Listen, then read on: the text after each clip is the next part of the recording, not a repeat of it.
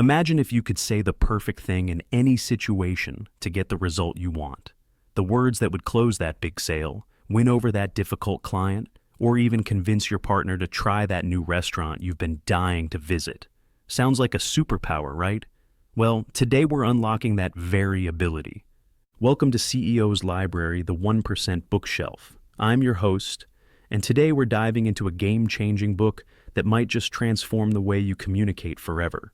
We're exploring Phil M. Jones's Exactly What to Say, the magic words for influence and impact. Now, before we jump in, let me paint a picture for you. Think about the last time you had a brilliant idea, a product you knew would solve someone's problem, or even just a suggestion that would make life easier for a friend or colleague. You were excited, confident, ready to share it with the world.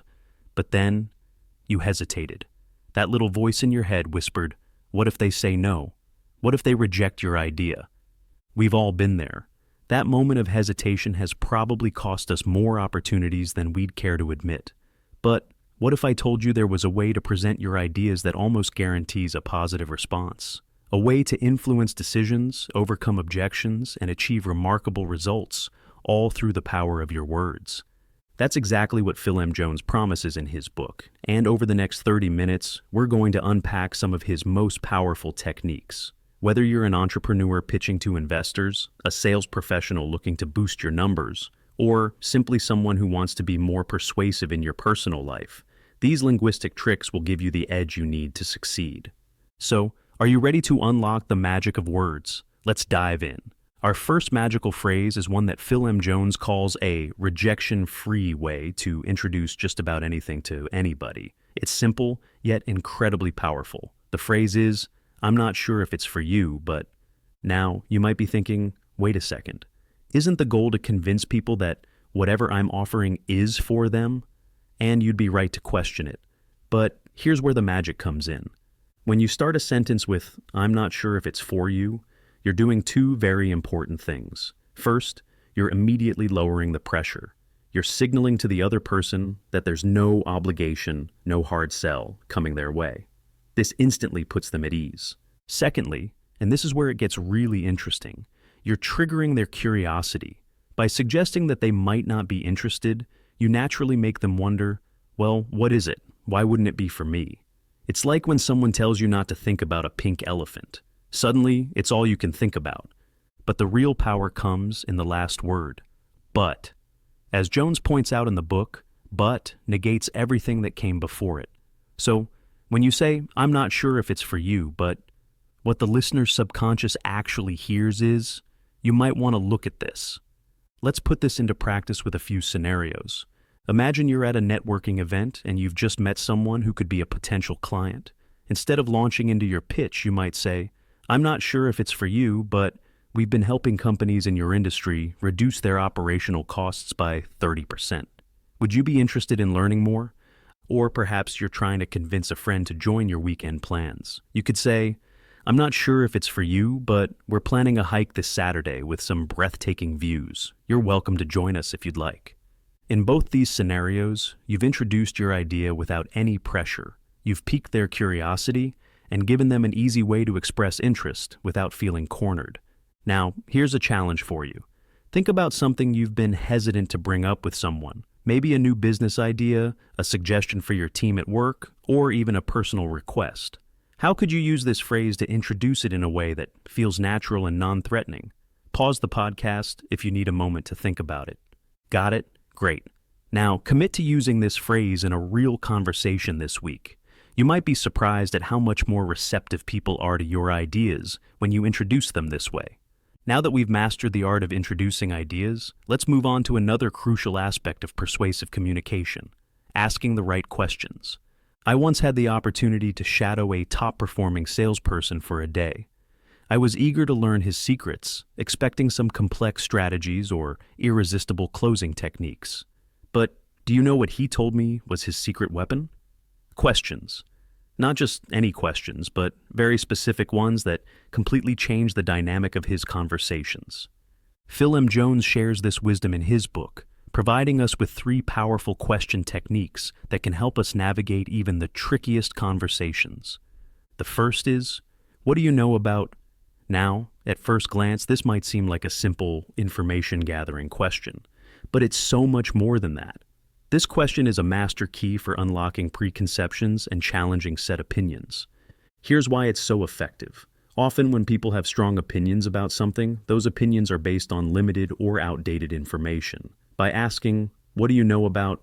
you're inviting them to share the foundation of their knowledge.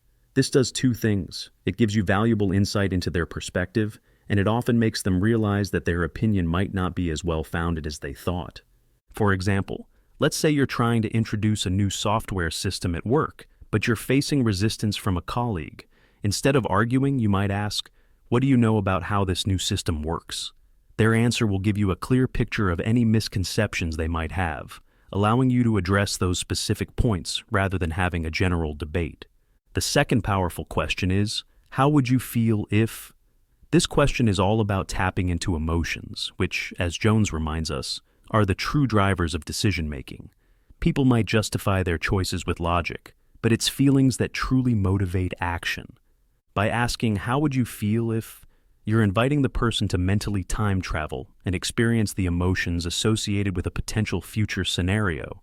This can be incredibly persuasive, especially when you're trying to motivate someone to take action. For instance, if you're a financial advisor trying to convince a client to start saving for retirement, you might ask, "How would you feel if you could retire 5 years earlier than planned?"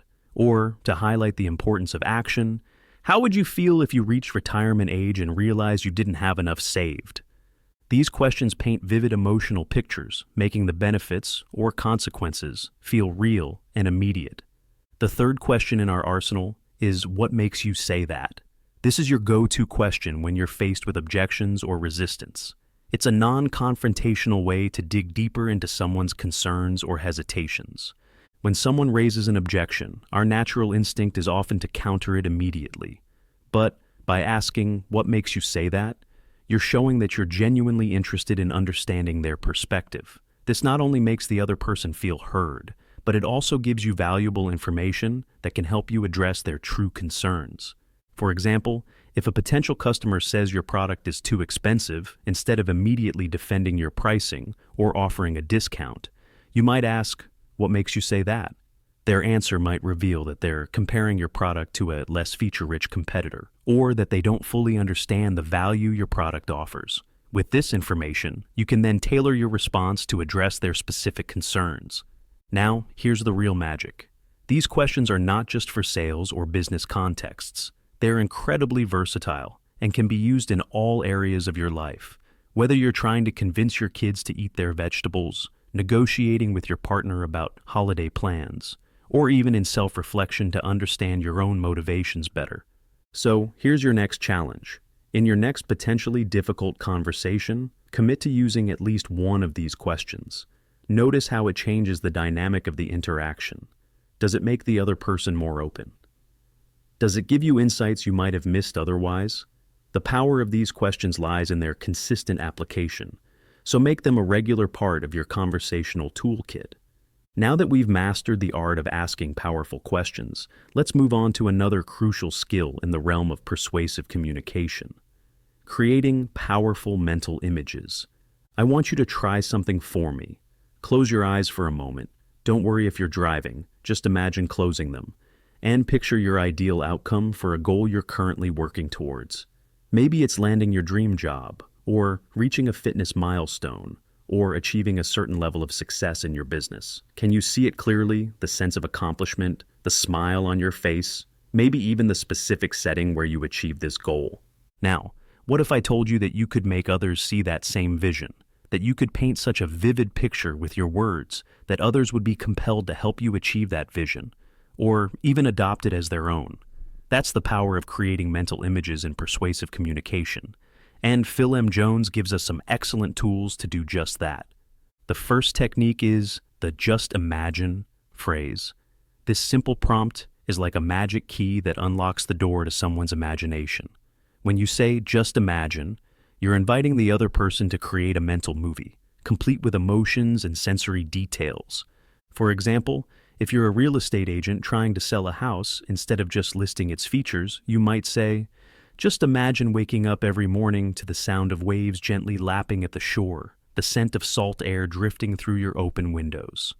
You're not just describing a beachfront property, you're inviting the potential buyer to mentally live in that house, to experience the lifestyle it offers. Or, if you're pitching a business idea to investors, you could say, just imagine walking into a coffee shop and seeing everyone using our app, smiling as they easily split the bill with their friends. You're painting a picture of success, making your vision feel real and achievable. The power of just imagine lies in its ability to bypass logical objections and speak directly to emotions and desires. It's much harder for someone to say no to an idea when they've already imagined themselves enjoying its benefits. The second technique Jones introduces is the use of the word open-minded. This word is a powerful tool because, as Jones points out, almost everyone likes to think of themselves as open-minded. Nobody wants to be seen as close-minded or rigid in their thinking. So when you preface a suggestion or idea with, "How open-minded would you be about?" you're subtly challenging the other person to prove their open-mindedness. It's a gentle way of making it harder for them to dismiss your idea outright. For instance, if you're trying to introduce a new approach at work, you might say, "How open-minded would you be about trying a different strategy for our next project?" It's much harder for a colleague to shut down this suggestion without at least considering it first.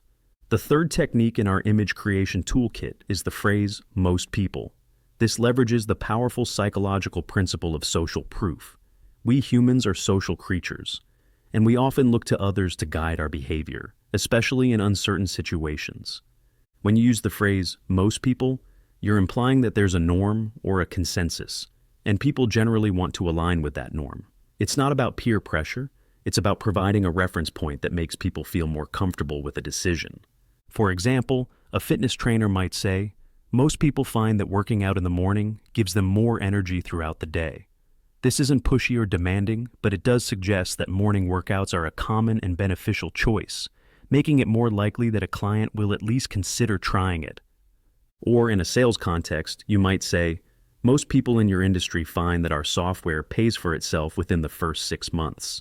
This suggests that choosing your product is a common and smart decision among the customer's peers. Now, it's crucial to note that these techniques should always be used ethically. The goal is not to manipulate, but to help others see the genuine benefits of your ideas or offerings. Used responsibly, these phrases are tools for clearer communication and mutual understanding. So, here's your next challenge. Choose one of these techniques. Just imagine, "How open-minded would you be?" Or, "most people." And use it in a conversation this week. It could be in a professional setting or even in a personal conversation where you're trying to persuade a friend or family member. Pay attention to how it changes the dynamic of the conversation. Does it make the other person more receptive, more engaged, more likely to see things from your perspective? Remember, the key to mastering these techniques is practice. The more you use them, the more natural they'll become, and the more effective you'll be in painting those compelling mental images that drive decisions and actions. Now, we've covered a lot of ground. We've learned how to introduce ideas without pressure, ask powerful questions, and create compelling mental images. But there's one crucial skill we haven't addressed yet: closing. After all, what good is it to spark interest and create desire if you can't guide the other person to a decision? I'm reminded of a personal experience that really drove home the importance of closing techniques. Early in my career, I was working on landing a huge contract, the kind that could make or break a small business like ours. I had done everything right. I had built a great rapport with the client, demonstrated the value of our services, addressed all their concerns. I walked out of that final meeting feeling on top of the world, certain we had the deal in the bag. But then, nothing. Days turned into weeks, and despite my follow-ups, I couldn't get a definitive answer. It slowly dawned on me that I had made a crucial mistake. I hadn't clearly led the client to a decision point. I had assumed that the brilliance of our offer would be enough, that they would naturally take the next step. I learned the hard way that without a clear closing technique, even the most interested prospects can slip away. This is where Phil M. Jones's closing techniques come in, and they're absolute game changers. Let's look at 3 of the most powerful ones. The first is the phrase, "What happens next is..."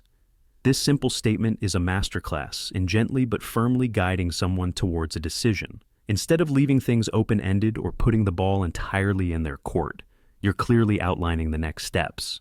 For example, at the end of a sales presentation, instead of asking, "So, what do you think?" which invites hesitation and delay, you might say, "What happens next is we'll draw up the contract, and once you've reviewed and signed it, we can have everything set up for you within a week." This technique works because it assumes the close. It presents the next steps as a natural progression, making it easier for the other person to simply go along with the process you've outlined. The second closing technique is the "if I can, will you" or stack question. This is a powerful tool for overcoming objections and securing commitments. It allows you to isolate a specific concern and address it directly. For instance, if a potential client is hesitating over the price, you might say, "If I can get approval for a 10% discount, will you be ready to sign the contract today?" This does two things. It shows that you're willing to work with them to address their concerns, and it asks for a specific commitment in return. The beauty of this technique is that it often either closes the deal or reveals the true objection. If they say yes, great. You've got a clear path forward. If they say no or hesitate, it usually means there's another concern at play, which you can then address. The third closing technique is the phrase, "before you make your mind up." This is a fantastic way to keep the conversation alive when you sense that someone is leaning towards a no. It allows you to introduce new information or perspectives that might sway their decision. For example, you might say, "Before you make your mind up, I'd like to show you some case studies of companies similar to yours who have seen remarkable results with our service." Or, in a personal context, "Before you make your mind up about not joining the gym, why don't we go for a free trial session together?" This technique works because it gently interrupts the decision-making process, creating space for reconsideration. It's a non-confrontational way of saying, "Hey, there's more you should know before you decide." Now, let's put these techniques into practice with a role play. Imagine you're a consultant pitching your services to a potential client. You've had a great meeting, but you sense they're hesitating. Here's how you might use these techniques in combination. I can see you're giving this serious thought, which I really appreciate. Before you make your mind up, I'd like to share how we helped a company very similar to yours increase their efficiency by 40% in just 3 months. What happens next is, I'll send over a detailed case study for you to review. If I can arrange for you to have a quick call with that client to hear about their experience firsthand, would you be ready to move forward with a 3-month trial of our services? See how that works? You've kept the conversation open with, "Before you make your mind up," clearly outline the next steps with, "What happens next is," and use the "if I can, will you" technique to secure a commitment. This approach gives the client multiple touch points to engage with, while gently guiding them towards a decision. Now, it's important to remember that these techniques aren't about pressuring people into decisions they're not comfortable with. They're about helping people move past hesitation and indecision to take actions that are ultimately beneficial for them. Used ethically, these closing techniques can help both parties move forward confidently. So, here's your final challenge. In your next important conversation, whether it's a sales pitch, a proposal at work, or even a personal discussion where you're trying to reach a decision, use at least one of these closing techniques.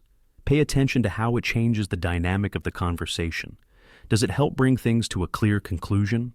Does it make the other person feel more comfortable making a decision? Remember, like all the techniques we've discussed today, the key to mastering these closing phrases is practice. They might feel a bit awkward at first, but the more you use them, the more natural they'll become. As we wrap up today's episode, let's take a moment to recap the powerful techniques we've explored from Phil M. Jones's Exactly What to Say. We started with the magic phrase, "I'm not sure if it's for you," but a rejection-free way to introduce ideas that piques curiosity without creating pressure. We then delved into the art of asking powerful questions. What do you know about to challenge preconceptions? How would you feel if to tap into emotions and motivate action? What makes you say that? To dig deeper into objections and concerns. We explored techniques for creating compelling mental images, using just imagine to paint vivid pictures of potential outcomes. Leveraging how open-minded would you be to make ideas more appealing, employing most people to provide social proof and comfort. And finally, we covered 3 powerful closing techniques. What happens next is to guide people towards a decision. If I can, will you? To overcome objections and secure commitments. Before you make your mind up.